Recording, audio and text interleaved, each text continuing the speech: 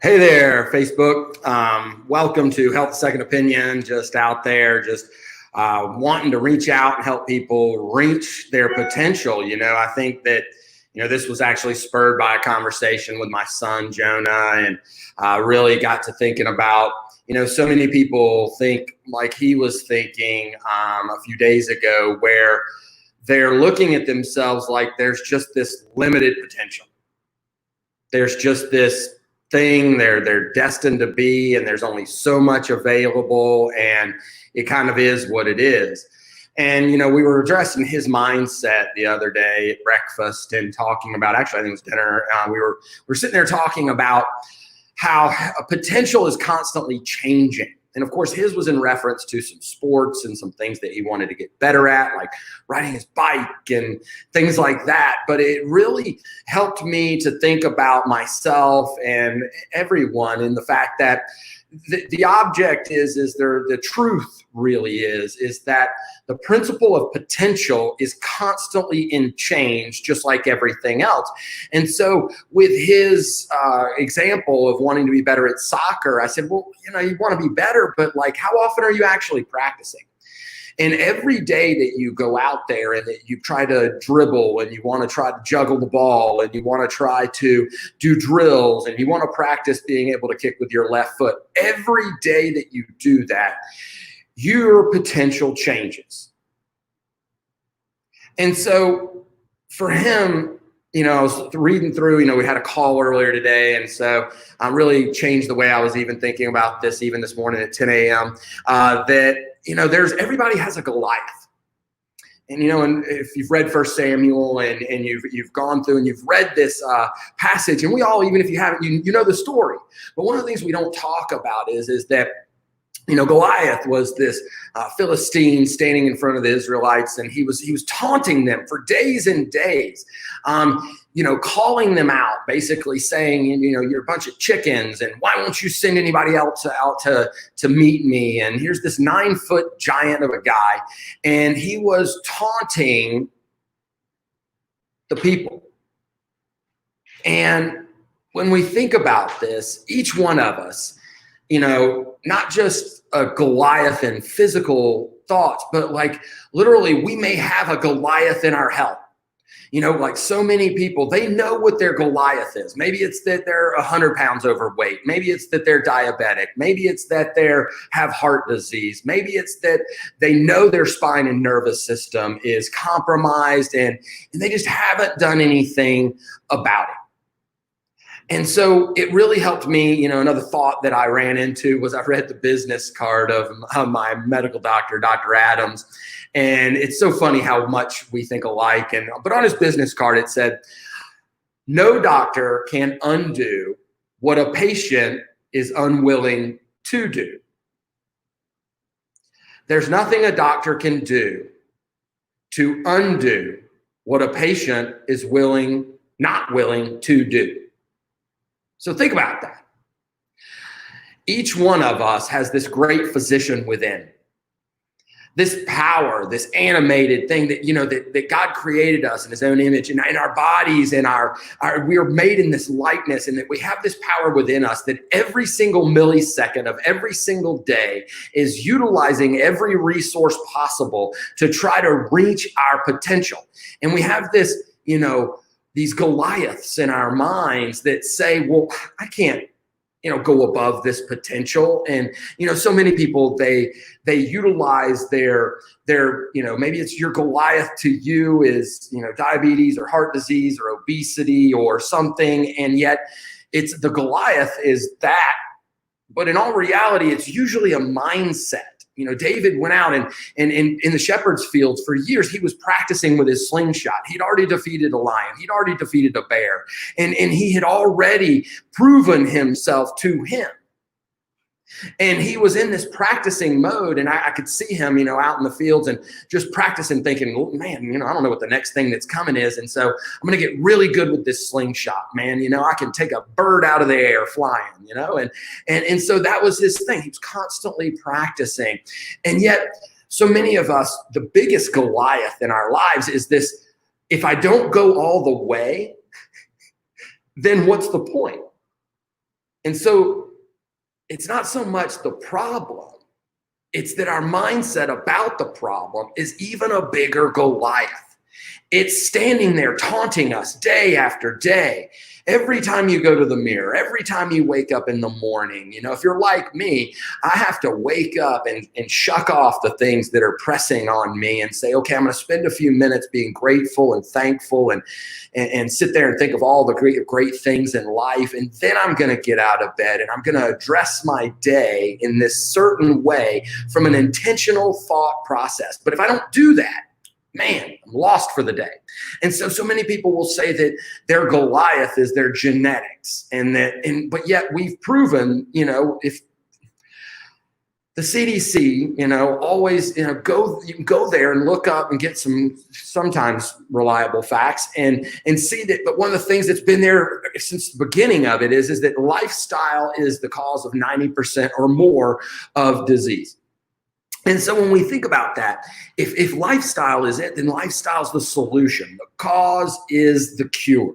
And so since the cause is the cure, you hold the cure. No one has the cure for you but you. And so when we think about these things, we'll say genetics is our Goliath, and I inherited these bad genes, and everybody had heart disease. But the fact is that epigenetics, the laws of epigenetics say that the genes turn on and off based on the environment in which they are put in. And so that's not true anymore. We know for a sheer fact that it is not true that your genetics are your destiny. It's what you do to your genetics. It's your mindset about your genetics, not to mention what your mindset does to your habits, and that your habits really affect what your body is going to do and what the environment you're going to put them in. And I see these things, so many people, like I saw somebody in here the other day, and we looked at his x-rays, went through the doctor's report, and he said, yeah, man, I know I've been jacked up for years and I've had these things and I've been to other chiropractors, and they've told me that I was going to need to deal with this at some point, and I really think I'm there. And I'm like, well, there's a lot of degeneration going on. There's a lot of these things, and we mapped it out and went through what it would take to try to correct those problems.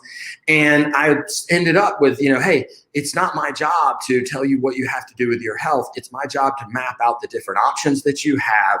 And anything you do is better than nothing. So, of course, he said, well, gosh, I just got to fix this. And then he left, and, we've never seen him again. And so the idea is that so many people say, well, man, if I'm not going to join the gym and go 5 days a week, well, then they just don't exercise. And so it's the mindset that's the Goliath. It's not the weight problem. It's the mindset of which you're willing to address it. You'd be better off, we've got to start giving ourselves credit for going to the gym a couple of days a week, or maybe not even joining the gym, but yet going and exercising somewhere as many days a week as we can. And then saying, you know what? I know I need to be going 6 days a week and getting all this activity. And I know this is one of the things I need to do, but I'm going to give myself credit for doing it twice this week. So many people, they come in here and they say, I've got to fix these problems. My health is such a priority. And by the second or third visit, they're feeling better. So they say, I'm going to put it off some more. But wouldn't every person be better off with a better functioning nerve system, since that nerve system is what's controlling and coordinating the nutrition that you give your body? That nervous system is controlling and coordinating the very oxygen that you deliver to your body through exercise. And it's controlling the diameter of the blood vessels. And it's controlling how fast the heart beats and how fast the lungs breathe. And it's controlling the mindset that tells you whether you have to slow down or speed up. And it's controlling the sweat glands and the body's ability to use those to detox. And so wouldn't the person be better off coming in twice a month or something and trying to keep things from degrading even worse, and still waiting till the next time everything falls apart to try to address it? I mean, that's like going to the dentist and finding out that you have a cavity and it's really, really bad, and that you say, well, I don't have the $1,000 to, fix that tooth, so I'm going to stop brushing my teeth. I'm just going to quit flossing. Right? It's laughable. It's a joke. But yet the same thing that we do to ourselves, that's the real Goliath in our lives, is that we say, well, since I'm not going to go all the way, I'm not going to do it. And so when we think about all these things, the principle is the principle. The truth is always the truth. And when we think about these things, it's really important that we keep people focused on what is within our control. I've been very fixated on this, that, our control of our internal environment determines how our bodies respond to this external environment. And I really don't believe that there's any problem going on outside of us that is bigger than the power that is inside of us. I mean, we were created at the pinnacle to be the finest example of God's creation here on earth, but yet we act like that viruses are, above us. We act like that there are all these problems out here, and that we get so caught up in the minutia of things that we allow ourselves to be distracted. And so the truth is that no matter every single day, if I can do more things that are positive, my body will respond in a positive way. And you just have to ask yourself if that makes sense to you. And so, when we look at these things, our mindset, it's always that, which wolf are you going to feed? Right? I love that story. And I like the movie Tomorrowland, especially where the guy goes on a rant about how the world spins out of control and why they created this alternate place. And if you haven't seen that, go back and watch it. But another part of that is the story of the two wolves, and this how one was darkness and despair and anger and fear, and the other one was light and hope and love. And they're in a constant battle for this person's soul. And which one's going to win? The answer is whichever wolf you feed. And so when we feed ourselves negativity, and we feed ourselves, if I can't go to the gym 5 days a week, what's the point? And if I can't go to the chiropractor 3 days a week, what's the point? And if I'm not going to eat right all the time, and I'm not going to lose the 50 pounds I need to, what's the point in losing 10? And we leave ourselves in this negative despair down spiral of like feeding the wrong wolf.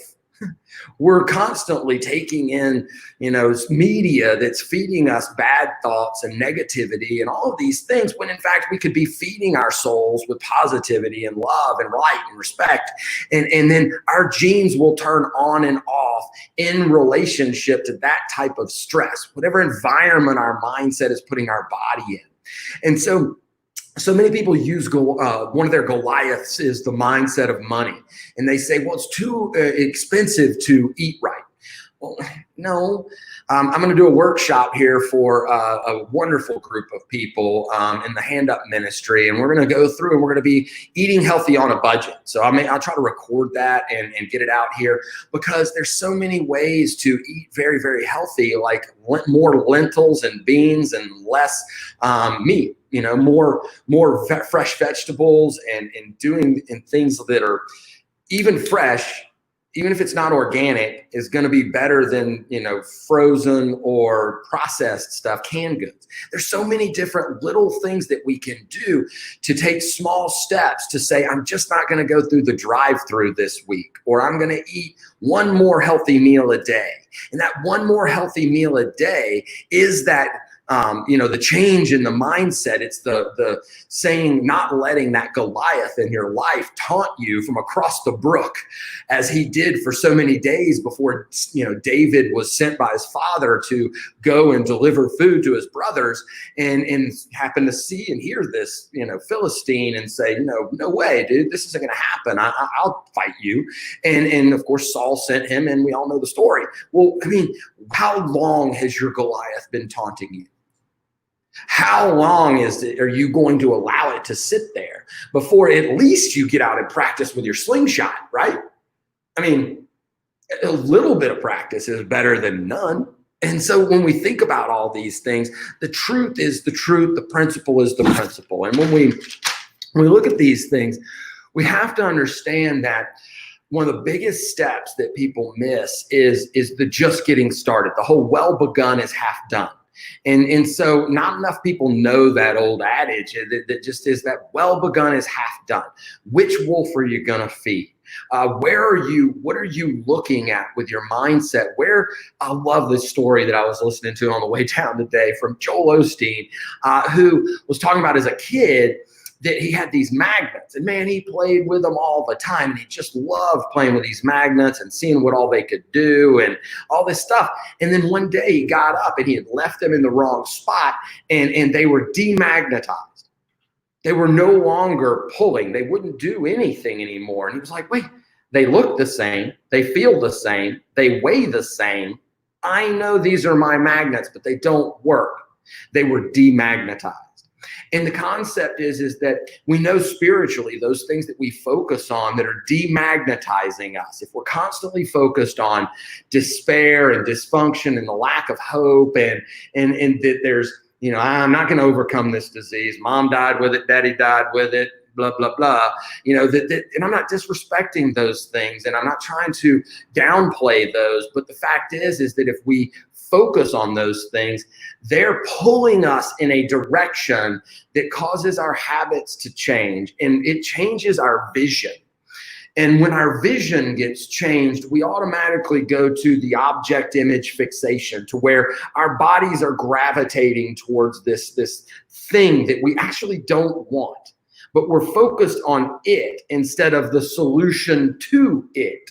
And when we are focused on the solution to that problem, then our bodies and our habits and outcomes all are different. And our choices become different. And the day-to-day Goliaths that are out there, the number one Goliath that I have seen in 90% of the population is that they're not addressing the nervous system at all in their lives, not even posturally. One of the things that I've seen, lately, not to dwell upon this is that, in this dealing with the virus and the pandemic and everything is that so many people's results have slowed down. Some people have even lost ground from where they were at their previous re-exam to where they should be, even though they've been in the office. And it's because so many people are crammed in front of their laptops, and they're just focused on all this negative information, and they're not getting the exercise that they used to for fear of something. And they're not having the love and the connection and the fellowship at church that they had. And they've really disengaged so many of the positive things in their lives that literally their posture is just getting crushed and their nervous systems are getting crushed. And we have to get back to the principle that all of life is controlled and coordinated through our central nerve system. And it's that central nerve system that literally links our nutrition. So the very food that you eat, that digestive system is controlled by your nerve system. But primarily, look up the polyvagal theory. That if you want to get some great research on how important the nervous system is, read up on vagus nerve and the polyvagal theory, and just how much of our lives the vagus nerve controls because of how much of our digestion and our moods and our hormones and everything else. And so when we are subluxated, when our spines are misaligned, choking off that life force, the connection between the brain and the body, then that person is going to have dysfunction, downregulation throughout their body. And so one of the biggest things for people is that during a time of stress, it's important to do more positive things. I've been so thankful that one of the habits that we've engaged with, that I did actually this morning with the boys after breakfast, was we're going on these family bike rides. And so it's really cool to have it's not just me working out in the parking lot and doing Max T3 and things like that anymore. It's that I'm back on my bicycle with my kids, and what a positive environment that is. And so that's an amazing, de-stressing, wonderful thing that I'm doing. And you could find your habit. What are you going to add back in that's more of a release style exercise, that's playing ball with the kids or shooting some hoops, or, is it going on a walk? Is it, what are we going to do to get back into a mode to plug the holes, the gaps, bridge the gaps that are so prevalent in our lives now because of the lack of social interaction, that we're not having those other surrounding factors that typically held us under better accountability, right? I mean, we've all got these levels of accountability, and hopefully we do. And that some people, there's somebody to ask you, are you doing your home care exercises? Hey, like this guy, are you doing the very things that can help support the adjustments that you can do at home on your own time for free? And is that helping you, or are you letting that slide? And what can we do to re-engage that? What are we doing to create better posture for our kids while they're doing all this homeschool stuff and their summer reading programs? And can we create a better, at least a conversation about it? What can we do to answer the questions of why we're eating all these vegetables, and why, my kids sometimes when they're eating their broccoli, it's horrible, especially the cooked broccoli. They just punt, and it's like just this, and we have to just sit there and suffer through. Dinner takes about an extra 10 minutes when broccoli's on the plate, because we're just sitting there waiting. Right? You're gonna have to eat it. Yep. This is terrible. I hate watching it. But why are we doing that? Well, it's because of the conversation that we have while they're, boycotting broccoli, that says, well, this is because you need it. And it's worth it to me to sit here for an extra 10 minutes and watch you pretend gag to get you to eat the broccoli, because I know what it's going to do for you. And why do we not drink soda? And, but again, what's the Goliath in your window, your mindset, that's not allowing you to begin the process and say to yourself, man, I didn't work out 5 days a week this week, but I went 4. What is it what's the Goliath in your mindset that's saying it's not worth it because I can't eat all organic nutrition? When are you going to take the steps to be at the office once a week instead of none a week? When are you going to take the steps to re-engage with the things that create the biggest value in your lives? And that it's the mindset that says that any is better than none. Better, every step you take in the right direction creates a better you. A better, healthier you has a better immune system. Having a better immune system reduces anxiety and fear. Reducing anxiety and fear improves an immune system. Improving your nutrition, eating more fermented foods and having better gut health improves your immune system. Having the confidence in the nutrition that you're doing and the positive changes that you're doing improves your immune system by improving serotonin and dopamine, which are the neurotransmitters that are most prevalent inside of the brain and inside of the digestive system. And so when you exercise more and you deliver healthier oxygen to every part of the body, whether that's playing ball with the kids, or whether that's going on the bike ride like I did today, or working out in the parking lot, or hopefully you saw the post that I did of us eating lunch out here and how awesome that was, then take a zoom in, look at what's on the table. And so when we look at these things, we have to understand that it's really about our potential. Our human potential is constantly in flux. The less subluxated I am, the better my nervous system is, the healthier it is, the better potential every organ system in my body, my liver, my digestive system, my immune system, my cardiovascular system, all functions better with a healthier nervous system and spine. Every system in my body that's constantly regenerating itself. The reason, another reason the nerve system is so important is because it doesn't regenerate itself very well. It's kind of, you're born with it, it grows with you to the point of maturation, and then those cells are typically the cells that you're going to have for the rest of your life. And that's why, spinal cord trauma it's paralytic in the fact that it's damaging and typically permanent. And because that lowered regeneration of that system.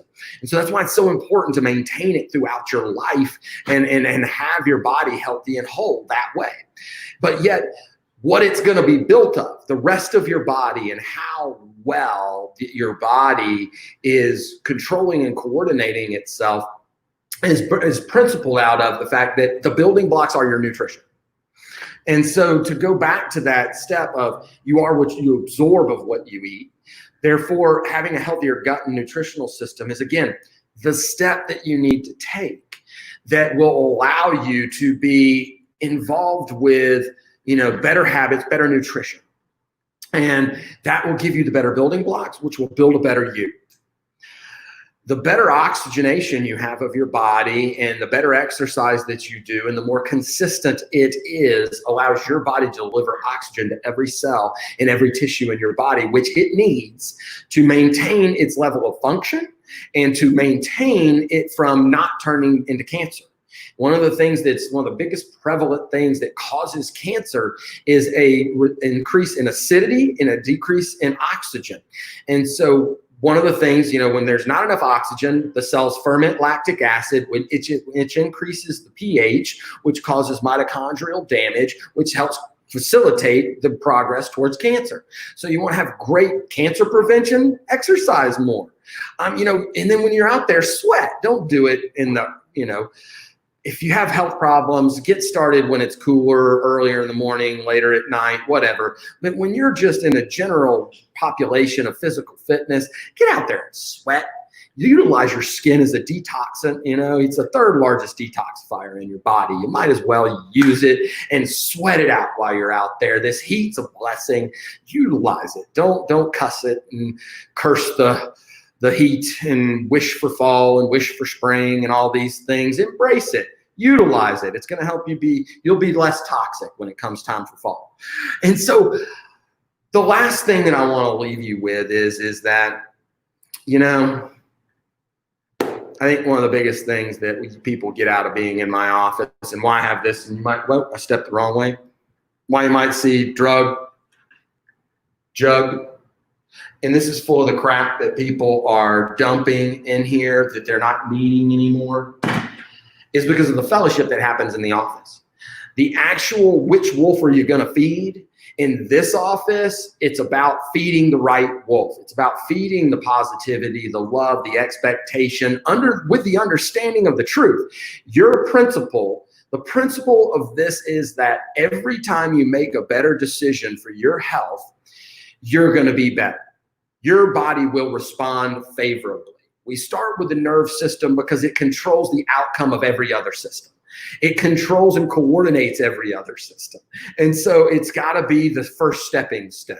But then our conversations are about, I love this, one of the guys that comes in here, he's been going to the gym for about a year and a half now. And he's like, man, I've just been kind of maintaining.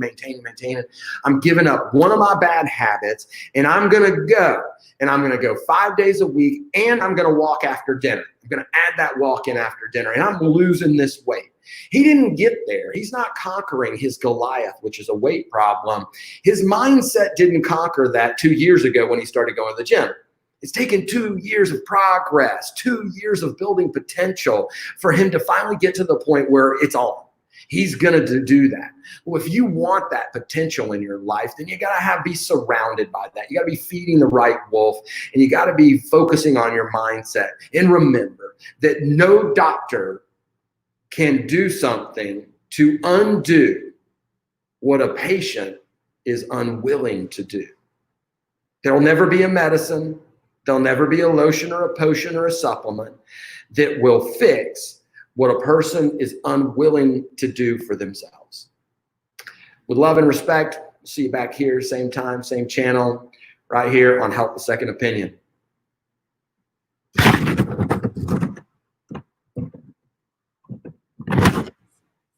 Anna, I need your help. This thing just was on a place, and I don't know if I just uninstalled. I need you this second, please. I don't know what happened. There it is in broadcast. Wow, that was unfortunate. I don't like updates.